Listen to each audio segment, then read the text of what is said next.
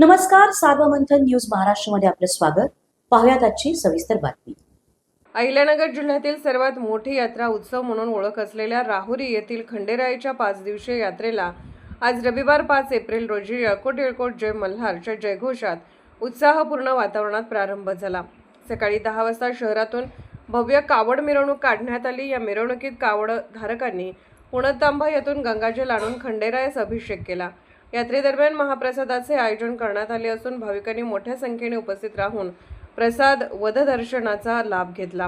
गेल्या अनेक वर्षापासून ही यात्रा मोठ्या जल्लोषात साजरी केली जाते आणि यंदाही त्याच परंपरेचा उत्साह कायम असल्याचे चित्र दिसून आले.